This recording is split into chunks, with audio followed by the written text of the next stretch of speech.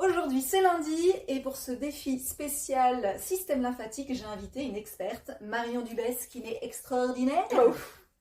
Alors qu'est-ce qu'on fait Marion pour prévenir la canicule, la rétention d'eau? Parce qu'elle va arriver. Eh bien oui, pour prévenir la rétention d'eau des jambes, la première chose à faire, c'est de drainer le ventre. Parce qu'il faut dégager au-dessus pour pouvoir faire tout remonter, évidemment. Évidemment, faisons remonter. Faisons tout remonter. Et donc pour ça, il faut travailler au niveau du ventre. Et aujourd'hui, particulièrement, on va faire le diaphragme, qui est notre muscle de la respiration, qui va venir activer tous nos viscères et nos organes et décongestionner notre ventre.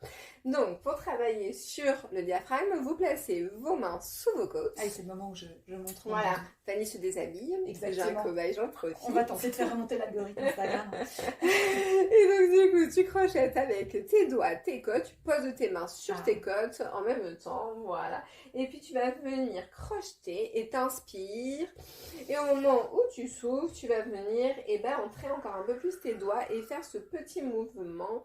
Voilà, pour ça fait mal, c'est normal. Hein. Et puis t'inspires, tu restes le plus profondément et en soufflant, tu fais encore un peu plus profondément. En fait, à chaque expire, on va un peu plus loin en faisant ce petit mouvement pour détendre le diaphragme. Voilà.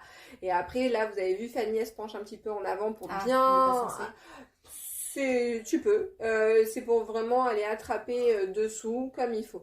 Si vous êtes censé quand même pouvoir rentrer avec les doigts. Si tu n'y arrives pas, bon, ben c'est que tu as vraiment le diaphragme tendu et que c'est encore mieux de le faire. Ça donne chaud et ça résonne un peu dans le dos. Ouais, parce que tu as les piliers du diaphragme qui s'insèrent au niveau des vertèbres derrière. Et donc, du coup, forcément, ça joue.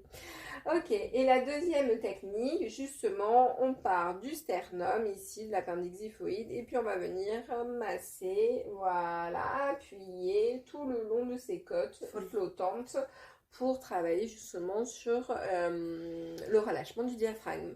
Ok, on appuie. Faut appuyer fort ou pas? Bah ouais, t'appuies quand même, hein, parce qu'il faut travailler sur ce muscle profond. Hein. Il faut glisser, parce que moi je glisse pas, mais je rajoute de l'huile, je fais avec la crème, non, je fais sur les vêtements. Tu vas être rouge, mais ça va, rouge. C'est pas des chochottes. Mais non, on n'est pas des chochottes, on est des dessous, tu parles. Ok. Vous avez l'habitude d'appuyer. Donc voilà, le premier... Ça fait du bien, ça dégage le dos, je t'assure déjà. Ah bah tu vois, alors c'est du deux en un. Mais oui, mais d'ailleurs pour les techniques lombaires, enfin pour ceux qui ont mal au dos, on fait beaucoup de viscérales aussi. Ok, donc on fait ça combien de fois par... on reste combien Moi de j'aime minutes? bien dire 10 et 10. 10 comme ça. Où hop, on crochette et on enfonce ses doigts, on suit la respiration. Et le deuxième, où on fait des pressions glissées sur nos côtes flottantes, enfin dessous, pour bien aller chercher notre diaphragme. Une fois par jour? Et on le fait tous les jours. Tous les jours. Quand on veut. Quand on veut. On évite après le repas. Ouais. C'est mieux. Okay. Tous les jours. Moi, j'aime bien le faire le soir parce que ça détend après pour dormir. Mais c'est un bon moyen d'activer aussi le matin, justement, le drainage. Donc... peu importe. En tout cas, moi j'avais l'habitude de le faire, mais comme ça, et là ton petit truc d'aller sur les côtés, je sens que c'est vachement plus efficace. Ici sur les piliers. Ouais. C'est souvent les piliers qui font mal, hein, d'ailleurs, dans le dos. À toi de jouer. À toi de jouer. Et si tu veux en savoir plus, retrouve-nous à notre super formation fin mai. 29, 30, 31 mai. Mon défi du lundi.